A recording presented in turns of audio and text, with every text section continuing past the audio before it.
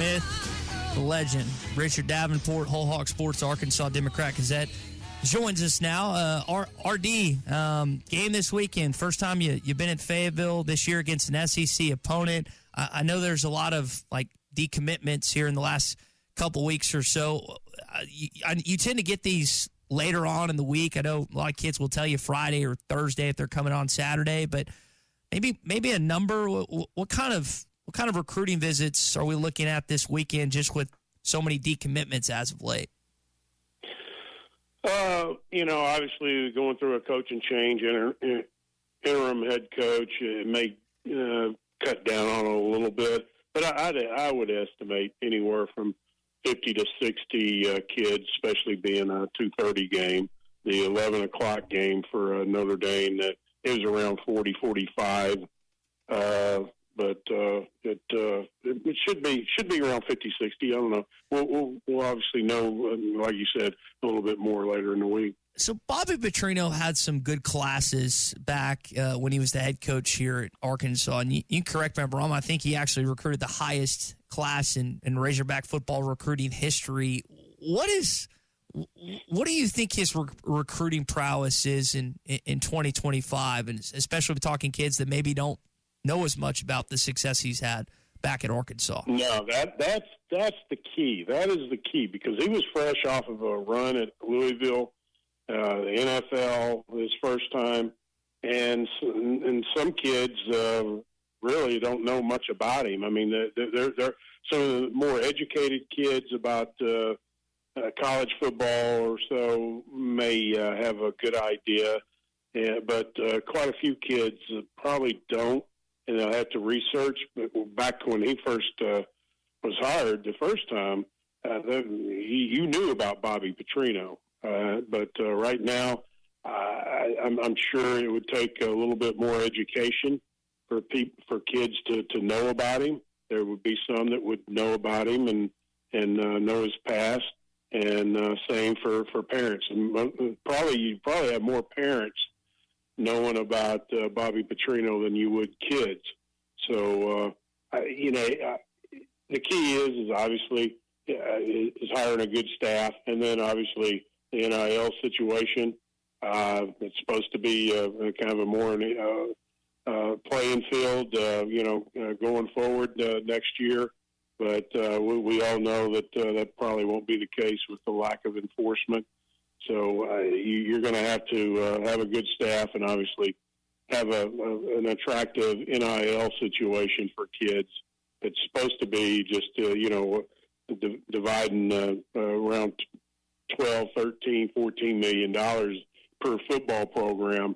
But that's probably not going to be the case in a lot of situations, unfortunately.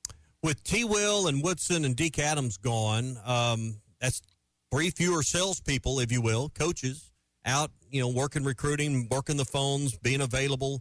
How has that affected Arkansas, number one? And we've seen a lot of decommitments that put, you're behind where you'd like to be for 26. How or can you catch up at this point, being in this transition? Well, you recruit like you plan to be there. That's the only thing that you can do, and hope for the best, and hope that you win enough games, and Coach Petrino is retained, and he keeps some of the staff, or most of the staff. Yeah, obviously he's been there for 2 years, and he's been able to evaluate the assistants that are currently on the staff, and he'll make decisions after the season if he's retained, and go from there. But they've had 9 decommitments since Coach Pittman and the other coaches were let go. 3 decommitments prior to that, but one was kind of a mutual deal, and but the 9 after Coach Pittman was released.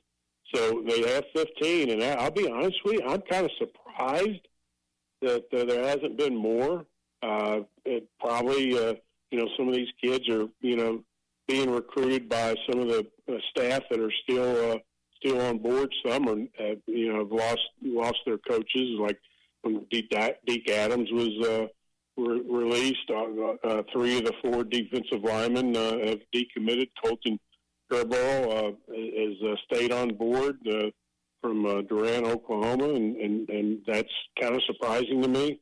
But in the past, usually when you have a coaching change, and I did a little bit of research on this and wrote about it recently, Coach Bielema's first class, I think, had about 4 or 5 guys, something like that were originally committed to Arkansas before he got there.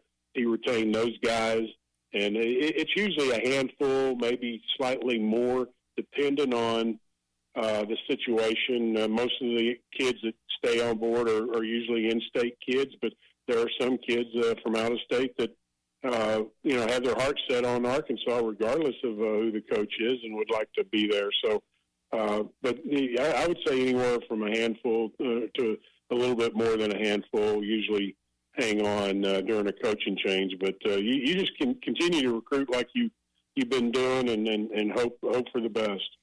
Speaking of coaching changes, how about former Razorback quarterback Alex Mortensson taking over as the interim RD in Birmingham is for the UAB Blazers for the fired Trent Dilfer, obviously the son of the late Chris Mortensen, his real first crack at a head coaching opportunity. What do you think about a guy that I know you've known for about 2 decades now? Yeah, Alex, I can't say enough about him. Obviously, his dad was a legend, and he takes after his dad as far as his character and how he treats people, and have stayed in touch with him through the years, and most recently at UAB. We've talked a couple of times. But you just hope that, somehow he can turn it around a little bit and win a few games and maybe get the full-time gig. I haven't paid attention recently to the offensive numbers, but earlier in the year I was, and I noticed they weren't losing because of the offense. And I think he's shown that he's got a good offensive mind. Heck, against Arkansas last year, he gave Arkansas fits with his offense. So, man, I'd love to see him be able to keep that gig and move up the ladder through the years. But he'll land somewhere if he doesn't. But he's a really good guy and somebody you'd want your son to play for. It helps when you have a chance to coach under Nick Saban, which I know he spent some time in Tuscaloosa, if I remember that right. I forget when, as Kirk Sidnetti, who we're seeing what he's doing in Bloomington. One of his other Big Ten counterparts, James Franklin, no longer at the school he was originally hired at. I wonder your perspective, RD. I'm not necessarily getting you on the ear to the ground saying, hey, I've heard this, I've heard that, but with an SEC background and having success at the Power 4 level, is James Franklin, if interested, is that a coaching candidate that Arkansas should be going after? I think so. What he did at he's the first one that turned Vanderbilt around. I mean, he won at Vanderbilt. I can't remember all the details, but I would imagine he was the first one to win at Vanderbilt in probably decades. Could be wrong, but he's the one that kind of got it going in the right direction and helped it get to where it is right now. Obviously, you got to give the current head coach and his staff a lot of credit, but he recruited at a pretty high clip at Vanderbilt, the best that I can recall. I remember he got some kids that I didn't think he was able to get, and he was. And talking to somebody that knows him fairly well, what you hear about him as a person, and I know people, some people say they don't care about how good of a person they are. They just want to win. Well, the mamas have a strong opinion about the character of a head coach, and I think he's shown that he's a good man, and the person that I know that has interacted with him quite some time has just really praised him as not only as a good man but a great man. But I think he would be a good candidate, and I think he would do well. And I agree with everything you said there, but he's also a coach that's been fired, and we're going to have more coaching carousel. I mean, probably the most open jobs we've seen in several years, particularly coming off rev share, where I think a lot of ADs were apprehensive a year ago. Is it a marketing, booby trap, or is it a problem when you try to go hire a coach they just got fired from their last situation and bring them in and make your fan base, make your recruits, make everyone believe that, hey, this guy that couldn't do it over here is going to get it done here. Is that going to be a problem for Franklin and a lot of other coaches that have been dismissed to this point? Well, I mean, with Franklin, I mean, you got to look at his record. I mean, I know there was some frustration that, his top 25 record against top 25 competition wasn't the best. But you look at you look at a lot of coaches, and when they play top 25 programs, if you're over 500, you're doing pretty good. So I think if you look at his total record, I think you could excite some people, and there's going to be some people that would say, no, he just got fired. You're hiring him, and he was 3-3 when he got fired. So I think overall, I think the fans would embrace him, but I think that some probably wouldn't until he showed that he was worthy. And if he was worthy, then they would say, okay, we were wrong. So, as far as the NIL and stuff like that, I tend to think if you look at his record, not just what's happened recently, I think you could do some things there. But at the same time, I mean, he just came off of a pretty good season last year, and obviously the frustration of losing some games that maybe he shouldn't have lost, but did.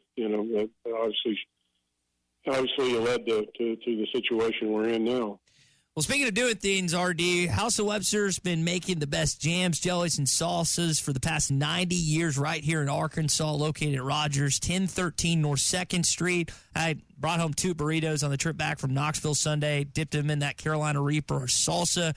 Whether it's jams, jelly, salsa, they have it all at House of Webster and Rogers.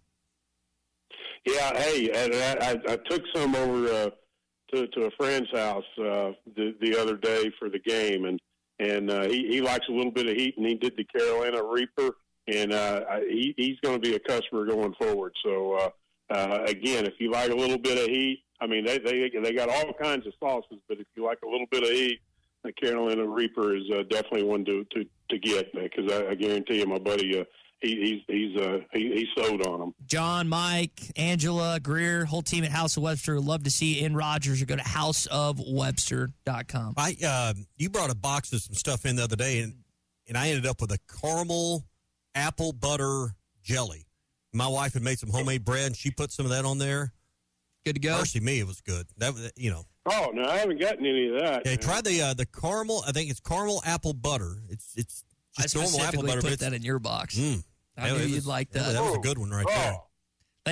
Thank you, brother Mike. God, that sounds good. Yeah. All right, well, I'll let you go so you can go get some, Richard. Enjoy this weekend, okay? I'll see you there at the press box. Richard Davenport, Whole Hog Sports, Arkansas Democrat-Gazette. You don't always win your first bet. That's why MyBookie has you covered. Use our code HOGS, H-O-G-S, and your first bet up to $500 is fully covered. If your pick doesn't hit, you get it right back with our Bet Back bonus. Go to mybookie.ag and use the code HOGS to claim your Bet Back bonus. MyBookie's where bettors win together, because bragging's good, but cashing in is better. And your first bet is fully covered. Use our code HOGS. Must opt in during the bet to use the Bet Back bonus.